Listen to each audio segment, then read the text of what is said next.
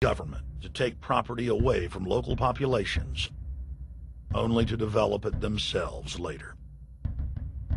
When the U.S. military dumps millions of gallons of nerve gas on the east coast of the U.S., they don't say a word.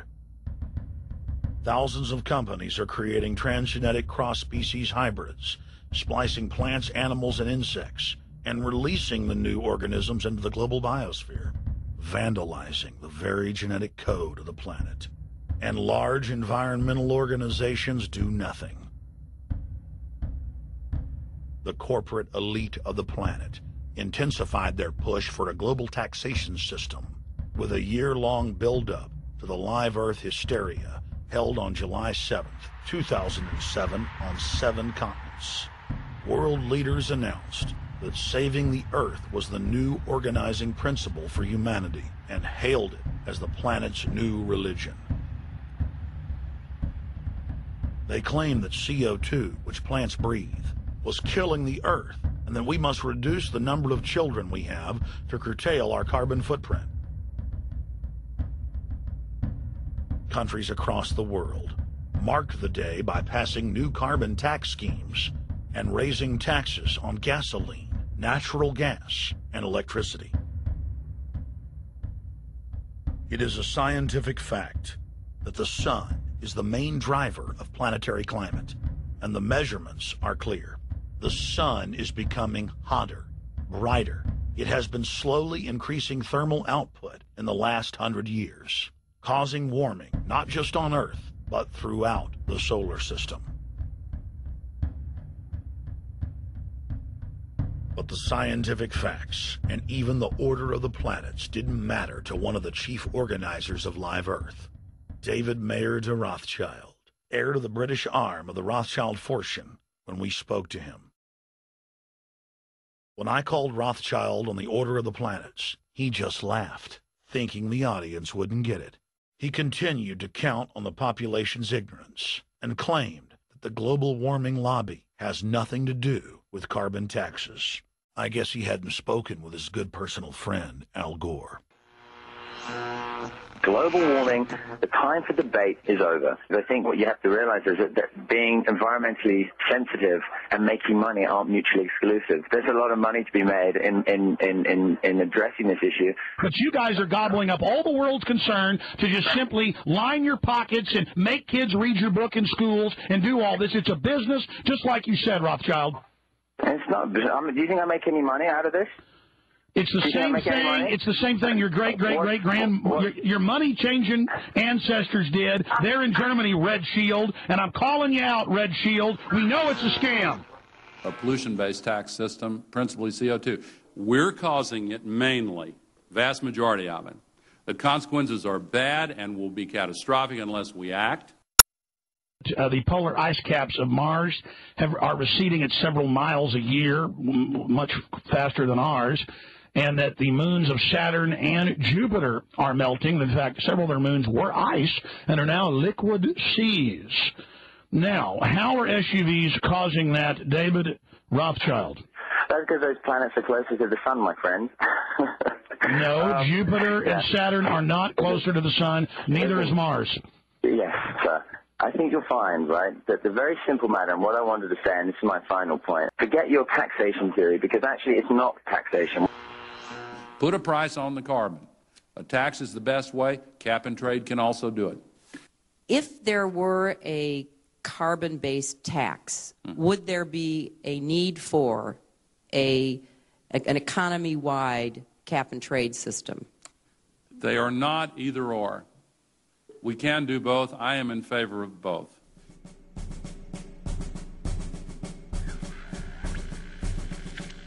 The architects of the New World Order are in a race to complete the structure of world government so they can suppress the independent development of technologies that threaten their monopoly of power, while at the same time steering new developments in the direction the architects chart for humanity. The technocrats call their governing system the final revolution because in the past, empires were enforced militarily. Now enforcement is primarily psychological and economic, and society itself is a construct of the elite, who operate outside the controlled paradigm and control the civilization within, just as a child maintains the environment of a fish tank. We are like lab rats, living out our entire existence, never questioning the confines of the cage or the scientists who experiment on us. New World Order engineers have hijacked human destiny. Its controllers have closely studied human behavior for more than 100 years and are now steering us with expert control, using our primitive drives and desires as levers. They have developed their mind control systems to the point of being able to control the average unconscious person like a car.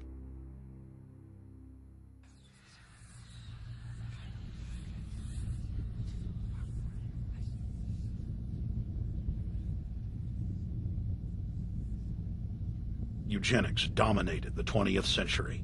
Its ruthless spirit has now metastasized into the fields of genetics, nanotech, and robotics. But that's not surprising.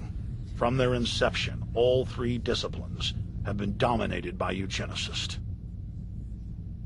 The billionaire founder of Sun Microsystems, Bill Joy, courageously went public in 2000 to warn of a cancerous consensus among the technocratic elite that at best humanity would be completely enslaved by the year 2030, and at worst, mass extermination of everyone but the elite would take place.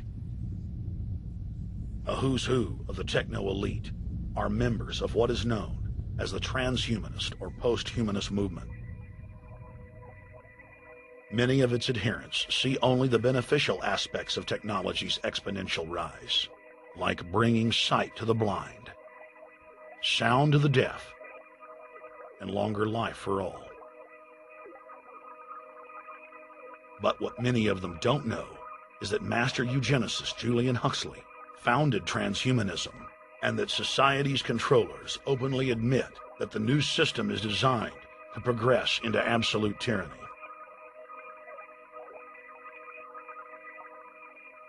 Leading transhumanist Ray Kurzweil boasts that technological advancements will allow those that can afford it to live forever, but admits that most won't be able to keep up with the new master race. The drive for world government is now all about who will control and have access to radical life extension systems. Biological evolution is too slow for the human species. Over the next few decades, it's going to be left in the dust. Transhumanists believe that they will attain the fountain of youth by merging with technology. Now, it may be within their reach. Decades ago, transhumanists said that if you did not accept augmentation or enhancements, you would no longer be able to get jobs. And now it's happening today. The elite who occupy the commanding heights of digital reality are suicidal nihilists. Suicidal nihilists know that there is no longer any substantive purpose to their willing, but they would always prefer to go on willing than not to act at all. They can very happily ally themselves with the notion of nuclear holocaust or perfect exterminism. Technology has become so powerful in its capacity for destruction that free humanity cannot afford to let psychopathic technocrats with delusions of grandeur repeat the mistakes of their forebears, because it is highly probable that this time they may destroy everything, including themselves in their mad rush for godhood.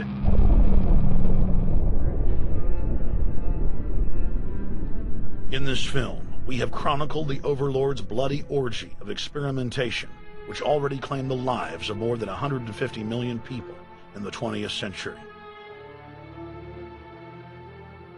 And now, they are promising to deliver an invincible tyranny that will dwarf their past exploits. In the days of World War II, there were sovereign nations and armies to stand against Hitler's final solution. Once world government is in place, no one will be able to stop the New World Order's plans for global population reduction. For those immune to psychological programming, hundreds of FEMA camps have already been built throughout the United States. In their quest for population reduction, no method is off the table. These dark builders intend to release a string of